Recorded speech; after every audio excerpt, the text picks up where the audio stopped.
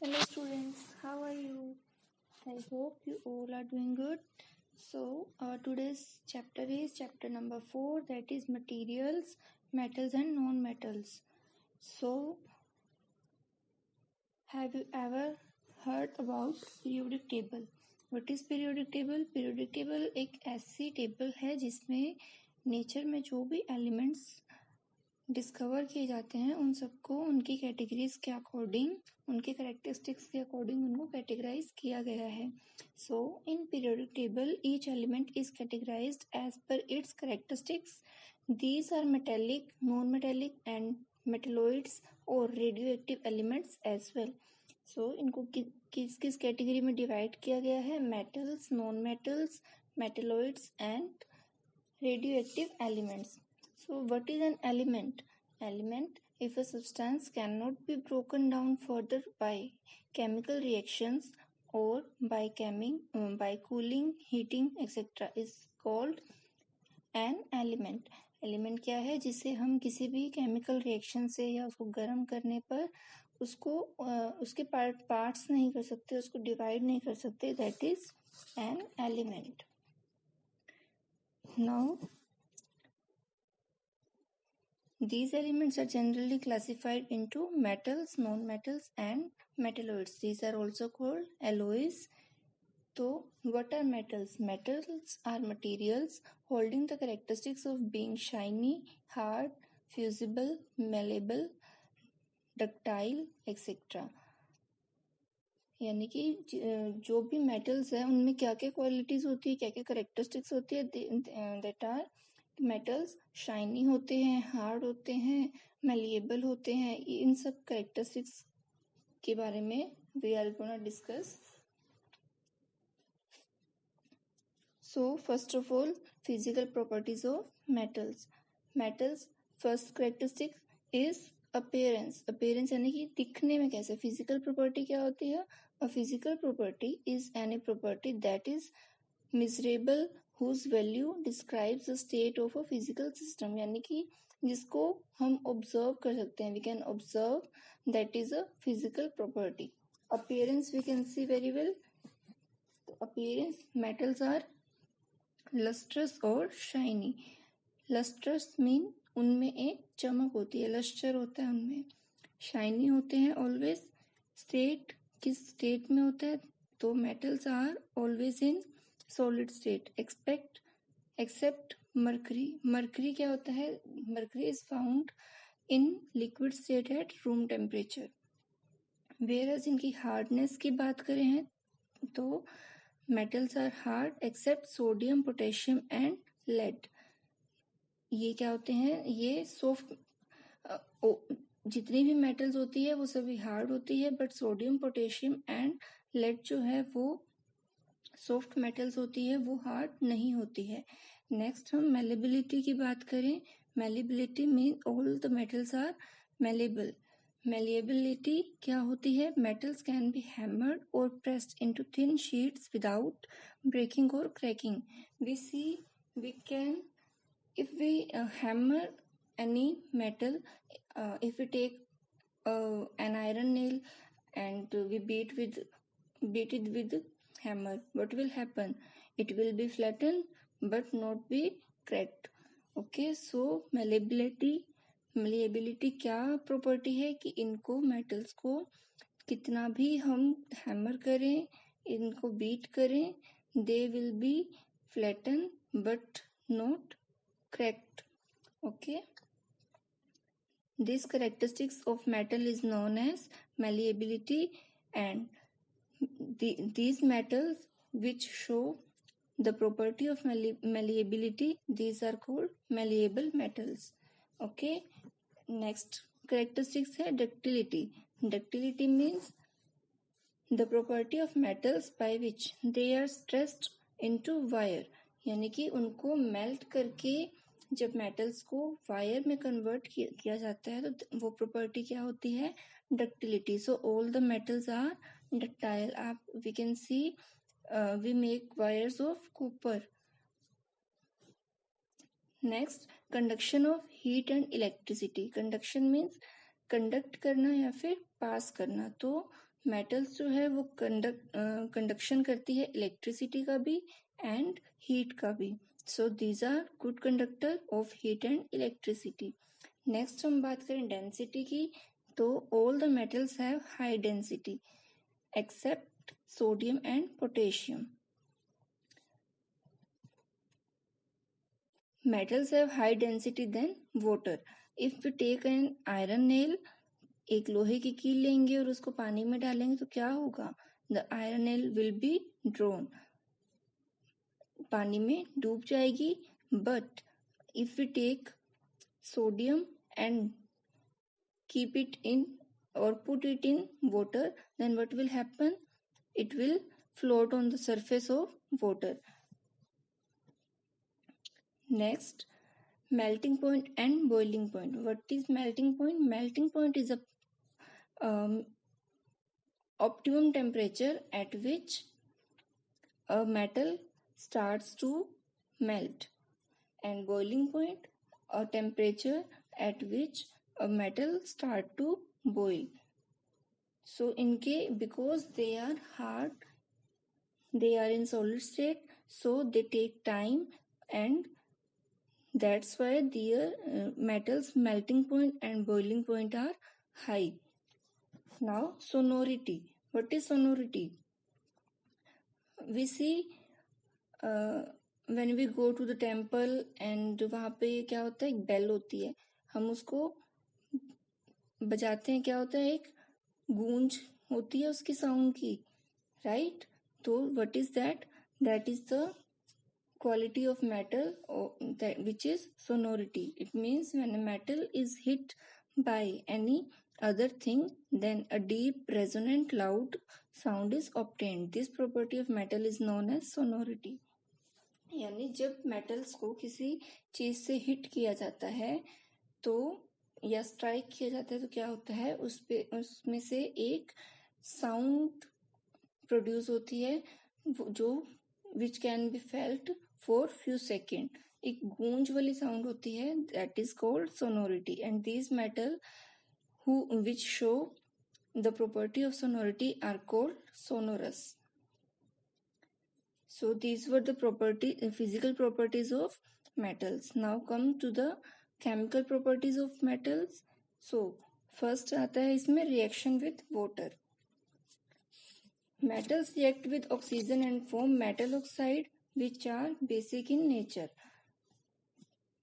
Whenever metals react with oxygen, what they form? They form metal oxides, and they are basic in nature.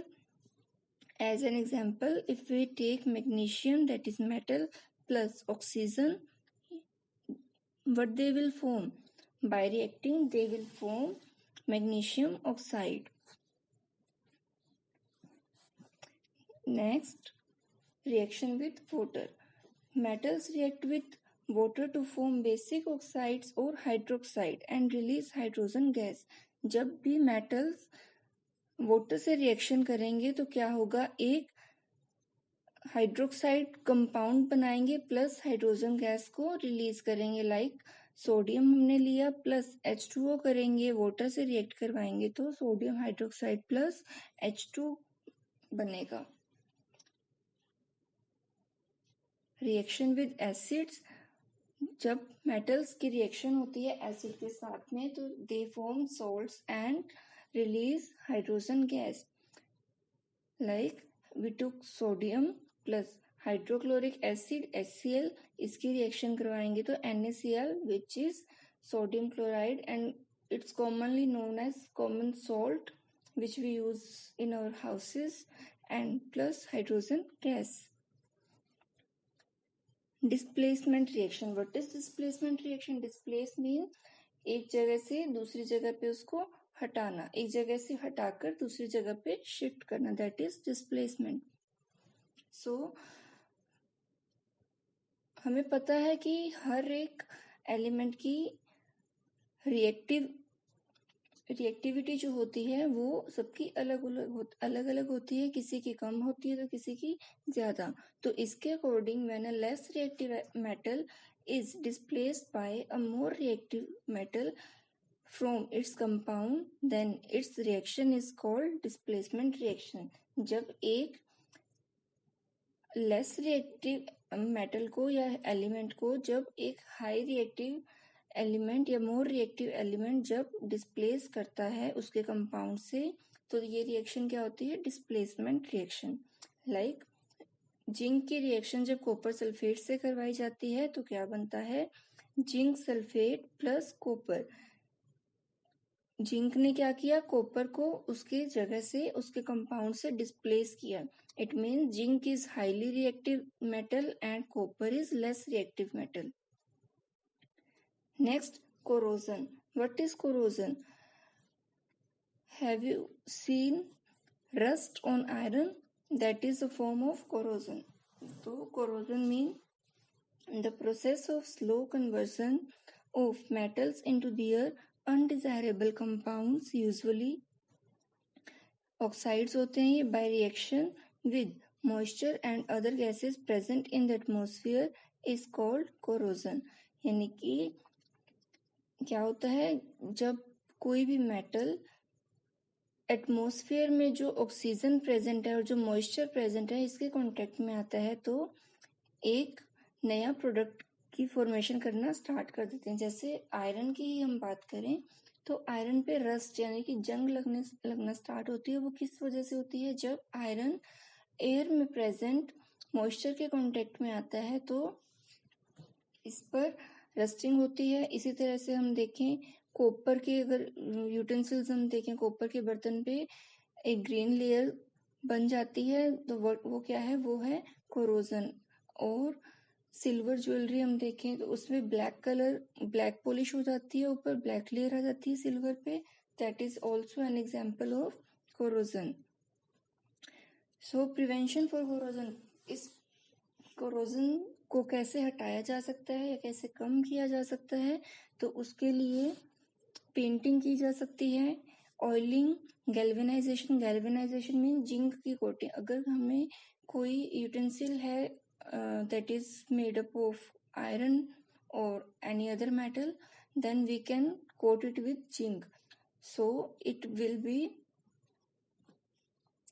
will escape it from rusting. And next is alloying. Alloying means जब दो metals को या उससे ज्यादा metals को आपस में एक प्रॉपर रेशो में मिलाकर बनाया जाता है तो क्या होता है? एलोइंग की जाती है उनकी. तो एलोय होता क्या है? when two or more metals are mixed in definite proportion are known as alloys. जब दो या दो से ज्यादा मेटल्स को आपस में मिलाया जाता है और उससे जो कंपाउंड बनेगा दैट इज एलोइज. इट मीन्स इनमें क्या होते हैं? एलोइज क्यों बनाए जाते हैं? मेटल को हार्डनेस देने के लिए और उसके जो भी कैरेक्टरिस्टिक्स है उसमें चेंजेस करने के लिए. जैसे गोल्ड की ज्वेलरी बनाई जाती है तो प्रॉपर प्योर गोल्ड यूज नहीं किया जाता. 24 कैरेट प्योर गोल्ड होता है लेकिन उसमें 2 कैरेट कॉपर यूज किया जाता है. Why? Because gold is soft than copper. तो गोल्ड की ज्वेलरी को हार्डनेस प्रोवाइड करवाने के लिए उसमें कॉपर मिक्स किया जाता है. इसी तरह से स्टेनलेस स्टील बनाने के लिए आयरन, क्रोमियम एंड निकल मेटल्स का यूज किया जाता है. Properties of non metals. So non metals में सबसे पहले अपीयरेंस ये डल होते हैं यानी कि इनमें लश्चर नहीं होता, ये शाइन नहीं करते.